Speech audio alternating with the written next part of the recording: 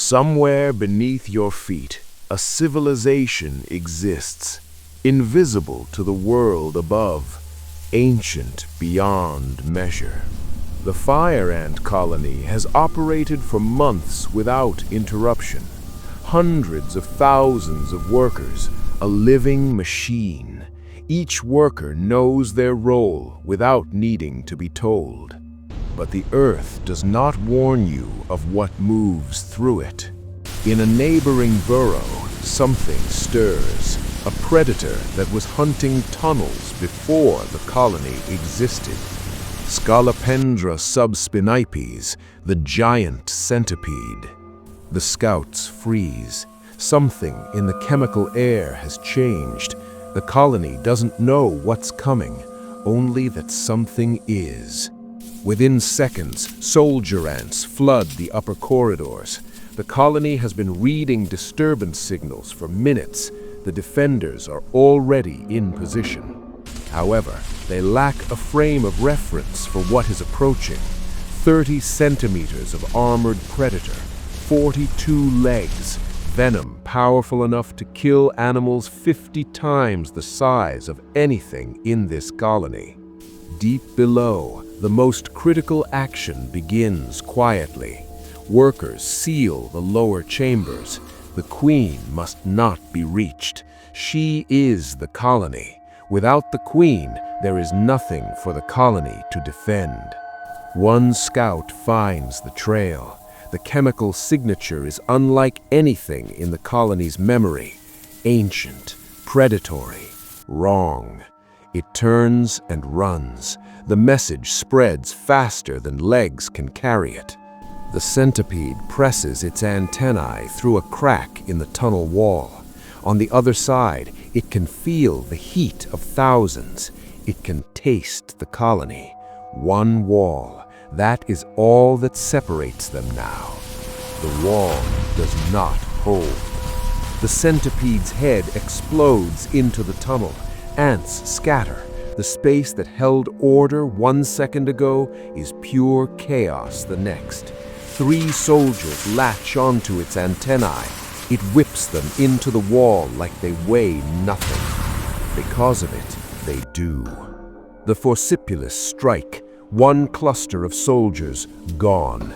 The centipede doesn't slow.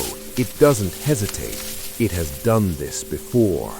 However, fire ants have survived for millions of years because they are not easy to kill. They go for the joints. They target the soft connective tissues located between the armor plates. They have no plan. They have instinct. And instinct, refined by evolution, is enough. The full army mobilizes. What was once a defensive line now becomes a flood, a river of red moving through the dark with one purpose. The centipede reaches the nursery chamber. Larvae are everywhere. Workers throw themselves forward, not out of strategy, but out of something that in any other species we might call love. The acid spray begins. Formic acid, a type of acid produced by ants, is concentrated and targeted at the centipede's unprotected underside. The first real damage. The centipede recoils. For the first time, it hesitates. But hesitation is not retreat. It pivots. It drives back in. Whatever draws it forward is stronger than pain. Then the tunnel gives way. The battle pressure, the movement, the collisions, and the sheer weight of war caused a secondary passage to collapse. Soil swallows both sides. The colony is literally tearing itself apart, trying to stop this thing. Now the centipede is covered. Hundreds of ants, every segment occupied, every joint under assault. It is drowning in enemies. And still it kills, methodically, left, right. The forcipulas never stop. Each contact delivers venom. Each contact is lethal. The numbers are against it. The biology is not. Then the tunnel narrows. The centipede cannot maneuver. It cannot swing freely. The acid spray comes from both sides now. The walls close in. Something changes. The rear legs slow first, then the middle segments, the accumulated venom from thousands of bites, the acid absorption, the sheer biological cost of this much battle.